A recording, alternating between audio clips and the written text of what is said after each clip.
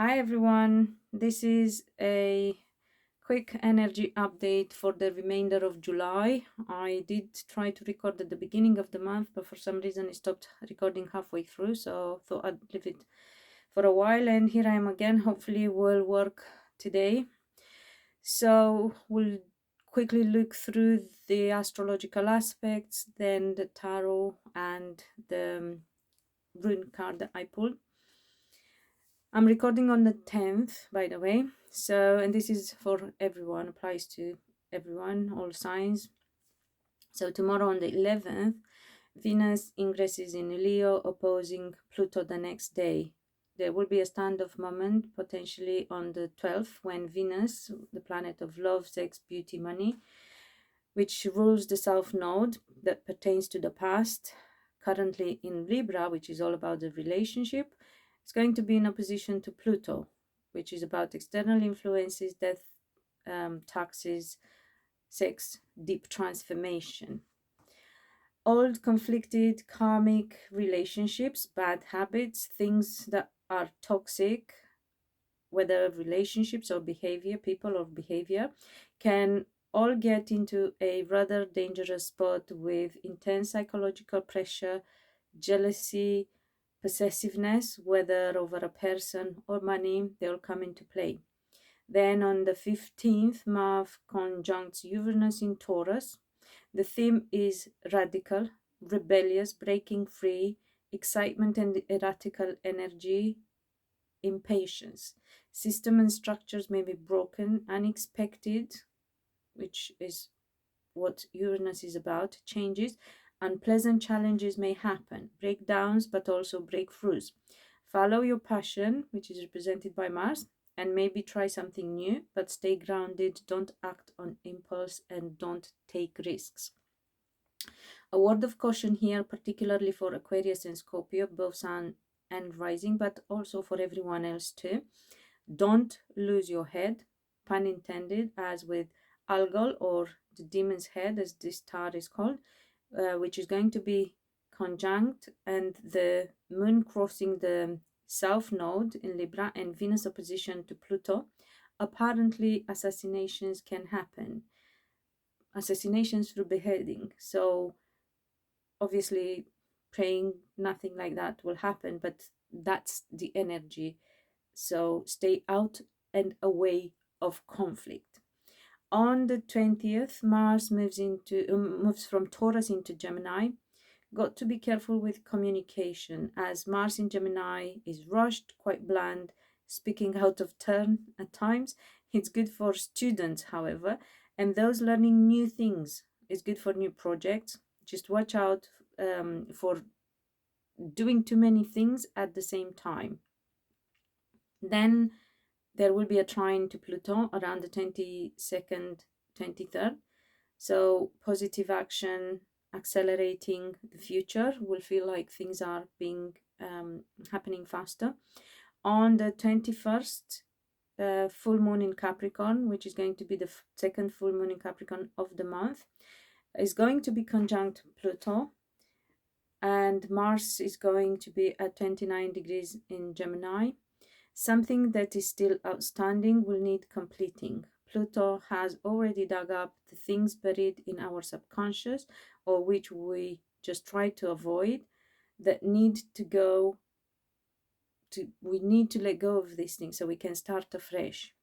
This full moon shows that we still have to finish working on things and complete something. Only then we can say we acted with integrity, self-respect, and maturity. We know we stuck with something for way too long, perhaps, and it's time to be true to ourselves and finally move into a new chapter. Something that we so much wanted but equally feared to start. We are experiencing emotional transformation, and we just don't seem to get a break this month, as next day will feel like it's being pulled away from us. On the 22nd, the Sun enters Leo and immediately opposes Pluto in Aquarius. This Pluto opposition is a reoccurring theme throughout the month. You probably heard of it so many times by now. We all go sick of it by this point. However, this is the phase of moment, something that we want, presented by Leo, which is all about our heart, something that we want to get or to create that feels like it has our name on it, and it's something that we've been holding back from until now, feels like it's being pulled away from us.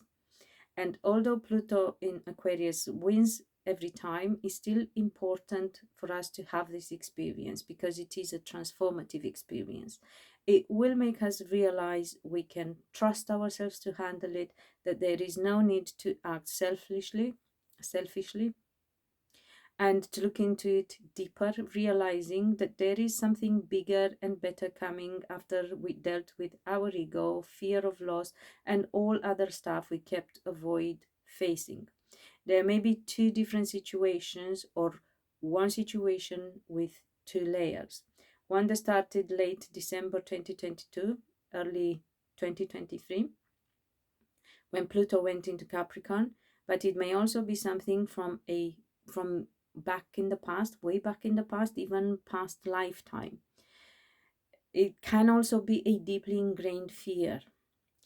Take it as it resonates, but regardless, needs completing and something needs let go of. Realistically, we'll still get what we want, but even better. Only is going to happen later, once, and if we did the work. Mercury conjunct Uranus may bring unexpected destined connections, whether neural, as in new ways of thinking, or as in person. On the 23rd, Mercury slows down, then stations to go retrograde in Virgo in the first week of August. The month is ending with Chiron at 23 degrees in Aries, nearly square, only 6 degrees apart. The full moon at 29 in Capricorn. Again, something comes to the surface, something we choose for ourselves, and even if it has been wounded, damaged, or we haven't been completely certain about, deep down we know, and now is healing. So I hope this helps everyone to understand what the stars are up to. And now let's have a look quickly at the tarot. What is advising us? Time for reflection, some time for solitude, and time to look into things, particularly into communication, because it's very important, not just how we communicate with others, but the things we say to ourselves as well. Remember, we did have that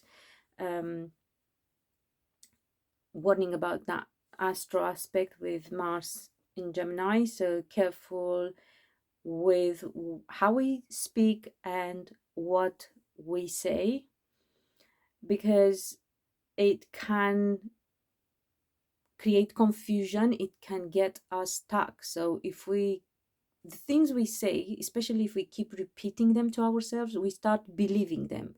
So very important how we communicate with others and with ourselves. And